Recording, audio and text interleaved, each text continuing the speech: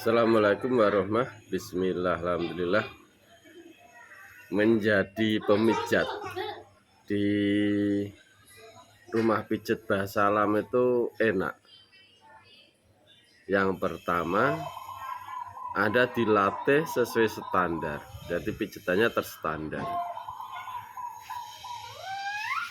Dan pelatihannya biayanya itu murah sekali.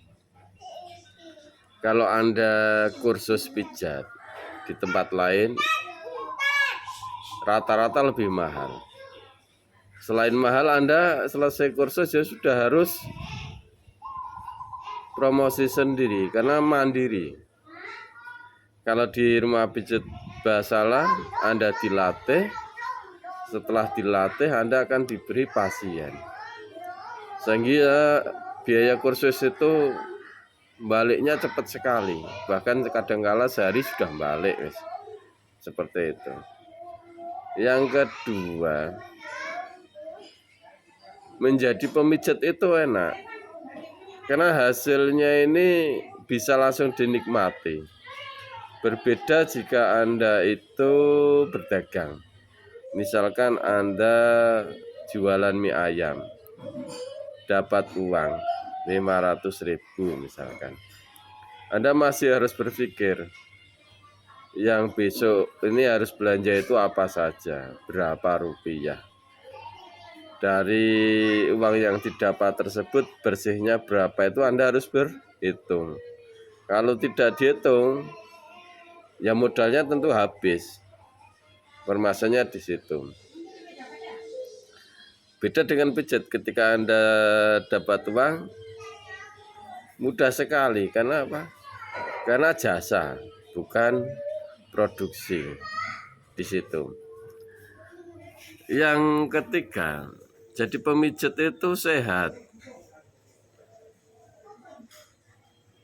Jadi Anda itu olahraga tapi dibayar. Olahraga yang lain itu bayar. Anda main futsal bayar, Anda main bulu tangkis bayar, Anda main pingpong pun bayar. Seperti itu.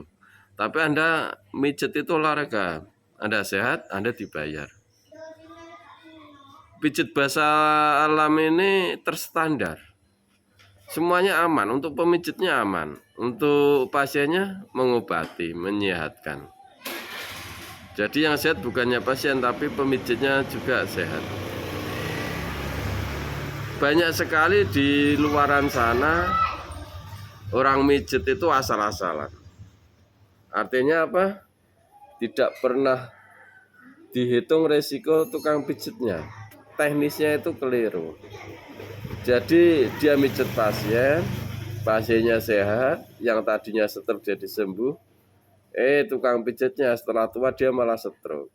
Kenapa? Karena teknis pijatnya itu membahayakan dirinya. Itu tidak dihitung.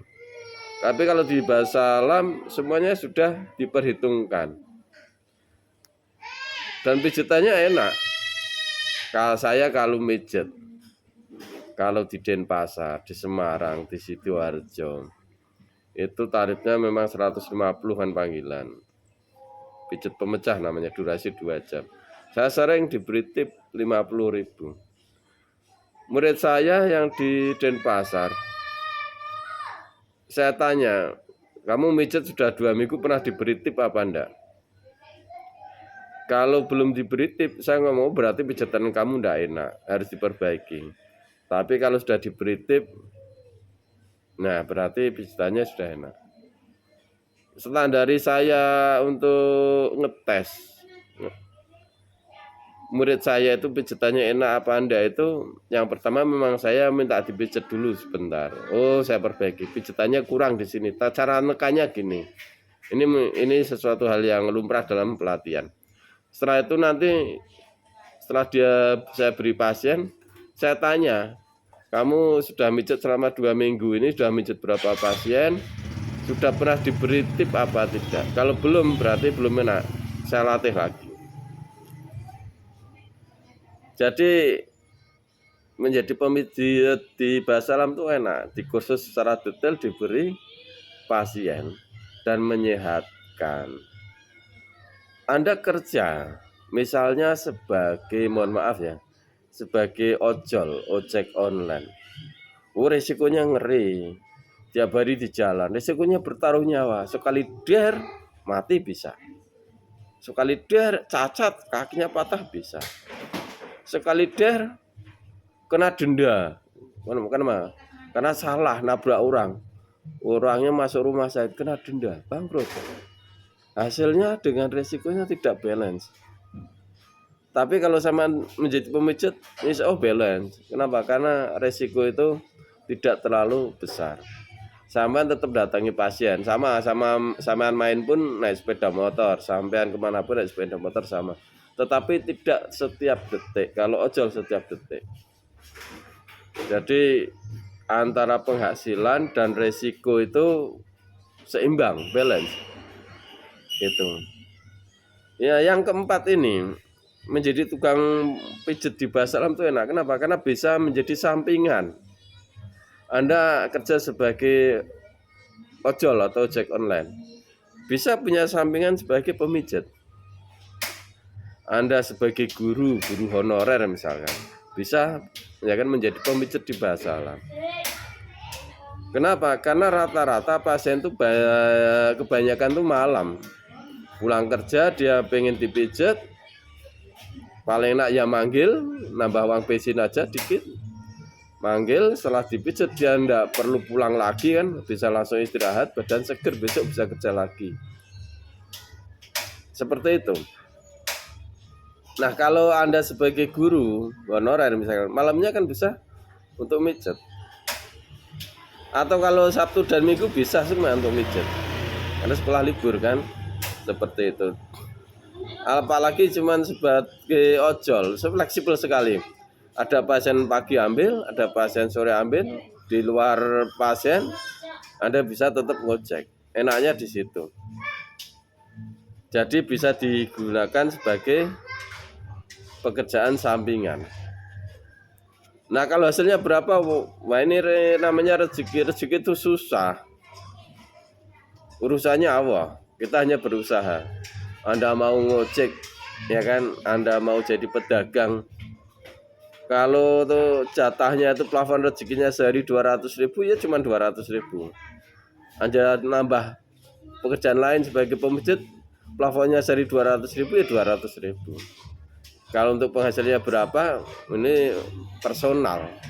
Cuman kita berusaha lebih enak. Jadi mencari penghasilan dengan yang lebih enak. Jadi menjadi pemijat di Bahasa Alam itu enak. Kenapa? Bisa untuk sampingan. Intinya di situ. Tidak harus full time. Terus yang keempatnya, menjadi pemijat di Bahasa Alam itu enak. Kenapa? Karena akan mengupgrade keimanan Anda.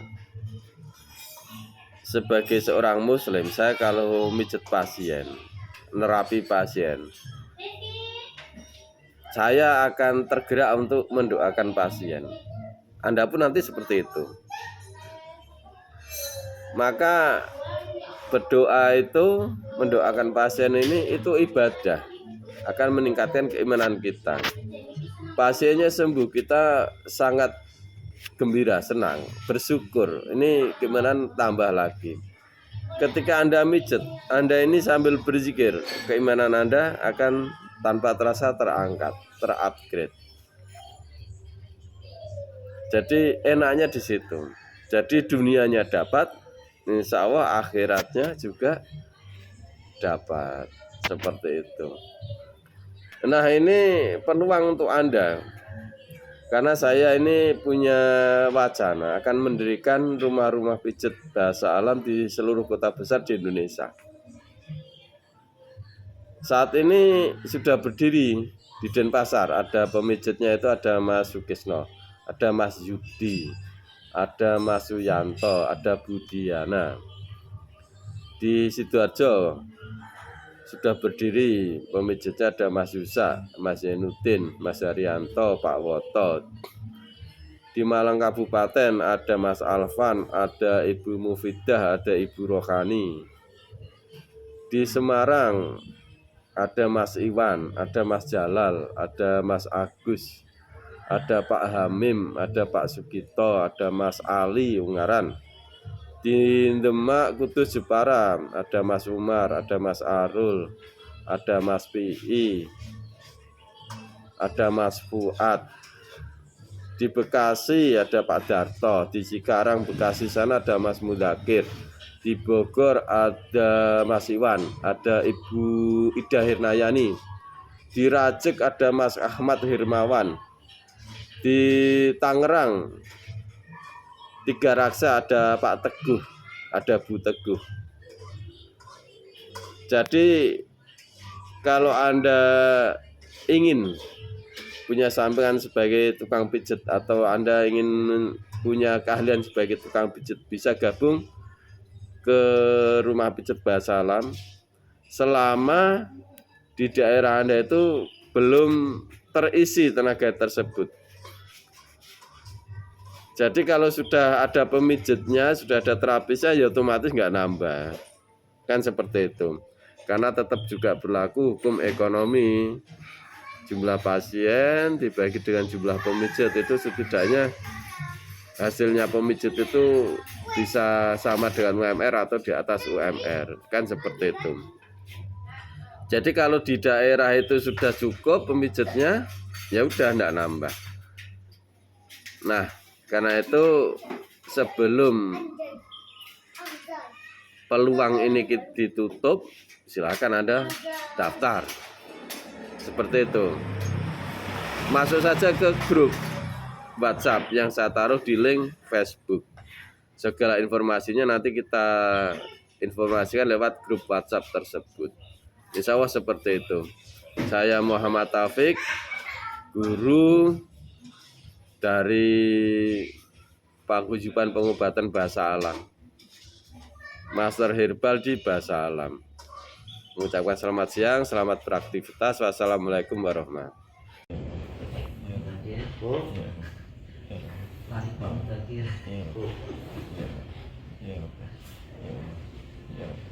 Oke, terus ini ya.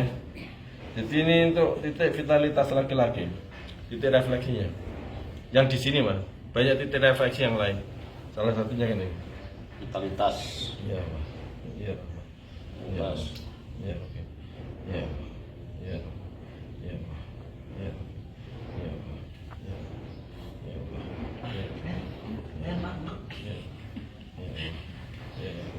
Terus ini tulang belakang ya, jalur tulang belakang ini sampai sini. Iya.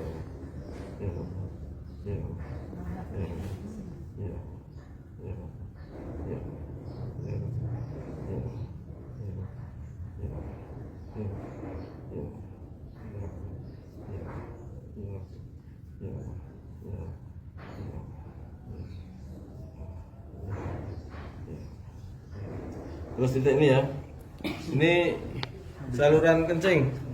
Jadi kalau orangnya itu geser dan sebagainya, titiknya ini ginjal, ini saluran kencing. Ya Allah, ya Allah, ya Allah, ya Allah, ya Allah, ya Allah, ya Allah, ya Allah, ya Allah.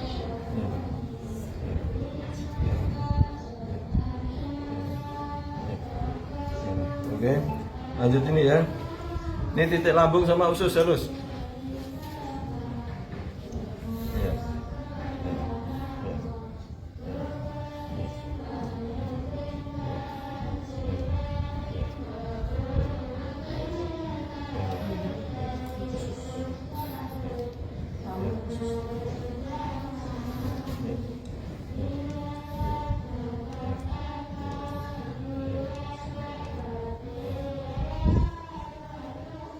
Terus langsung ke titik kepala. Pakai ini ya, tulang jari, ibu jari. Ibu jari. Ya.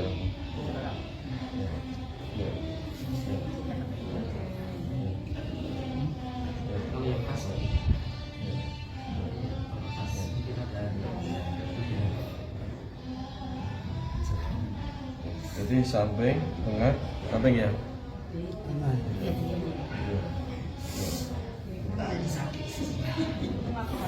Pusing ke sini. Iya.